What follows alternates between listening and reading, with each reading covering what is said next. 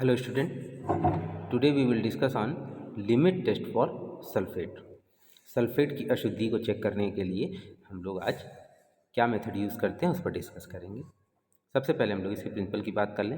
The principle involved in the limit test of sulphate is precipitation method and comparison of test solution with standard solution containing a known amount of sulfate. The sulfates are precipitated as barium sulfate by reacting them with barium chloride in the presence of hydrochloric acid. The HCl used prevent the reaction of other acid radicals with barium chloride. In presence of hydrochloric acid, only sulfate are precipitated. जैसा कि reaction में देख सकते हैं, sulphate ion है, barium chloride से उसका reaction किया गया है, barium sulphate and chloride. Due to formation of precipitates, the solution appears turbid and the extent of turbidity depend upon the amount of sulfate present. If the turbidity produced by the test is less than that of standard, it means that the sample contains sulfates with the prescribed limits. ये जो हम लोगों ने limit test of chloride पढ़ा था लगभग उसी की तरह है। उसमें भी प्रेसिपिटेशन के आधार पर हम क्लोराइड को अशुद्धि को चेक कर रहे थे। यहाँ पर भी हमको प्रेसिपिटेशन के ही बेस पर सल्फेट की अशुद्धि को चेक करना है। उसमें सिल्वर नाइट्रेट यूज़ हो रहा था जो क्लोराइड को एक्सट्रैक्ट कर रहा था, यहाँ पर बेरियम क्लोराइड है। और HCl जो यहाँ पर यूज़ होता है वो सिर्फ इसलिए यूज़ होता है कि अदर उसमें जो भी एसिड है वो इससे रिएक्ट ना होने पाए, केवल सल्फेट आयन जो है वही एक्सट्रैक्ट हो जाए।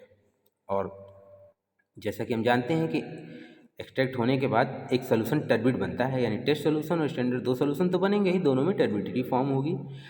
टर्बिडिटी अगर स्टैंडर्ड वाले की टेस्ट वाले की जो टर्बिडिटी है वो स्टैंडर्ड वाले से अगर कम हो तो आपका सैंपल पास है, और अगर टेस्ट वाले की टर्बिडिटी स्टैंडर्ड वाले से ज़्यादा है तो आपका जो सैंपल है वो फेल हो जाता है, मतलब उसमें अशुद्धि जो है वो सल्फेट की जो अशुद्धि है वो तय लिमिट से ज़्यादा है। तो इस आधार पर ये प्रिंसिपल है जिस पर हम सल्फेट का लिमिट टेस्ट करते हैं। अगर हम इसमें रिएजेंट देख लें तो barium sulphate reagent dissolve 12 gram of barium chloride in 1000 ml of water to make 0.05 m barium chloride solution. To 15 ml of the prepared solution, add 55 ml of water, 20 ml of alcohol, 5 ml of 0.018% weight by volume K2SO4 solution and make up the volume up to 100 ml. यानी barium sulphate reagent बनाने के लिए आपको ये सारे reagent इस quantity में मिलाने पड़ेंगे, तब आपका बेरियम सल्फेट रिएजेंट बनेगा। इसके बाद है standard potassium sulphate solution. Accurately weigh 0.1089 gram of potassium sulphate and the volume was make up to 100 ml with water. 100 ml water के साथ इसको मिक्सअप करेंगे और इस तरह से हम स्टैंडर्ड पोटेशियम सल्फेट सॉल्यूशन बनाएंगे। अब इसके प्रोसीजर को अगर हम देख लें तो specified weight of compound is dissolve in water और solution is prepared as directed in the pharmacopoeia and transferred in national cylinder.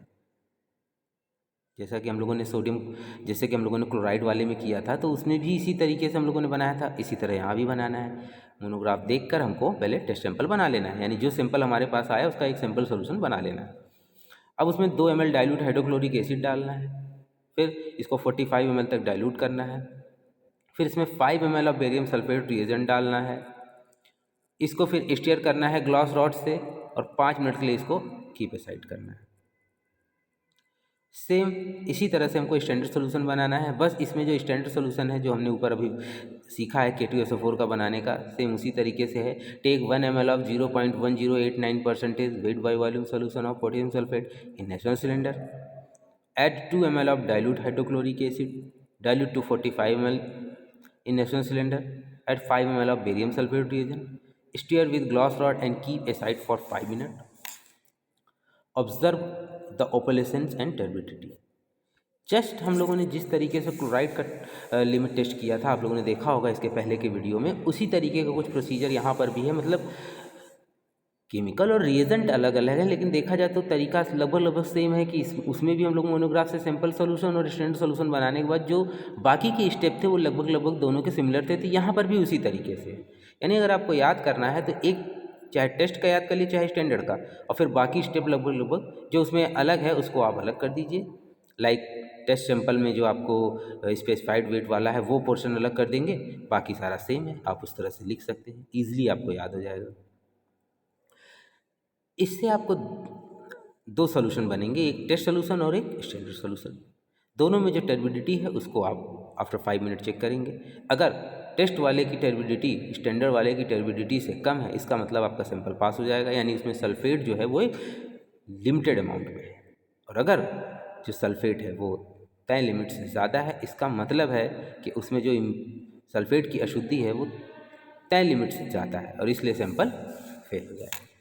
इस तरह से हम यहाँ पर लिमिट टेस्ट ऑफ सल्फेट जो है उसको कर सकते हैं। ये बहुत ही इंपॉर्टेंट टॉपिक है, इसको स्टडी करें। Thank you.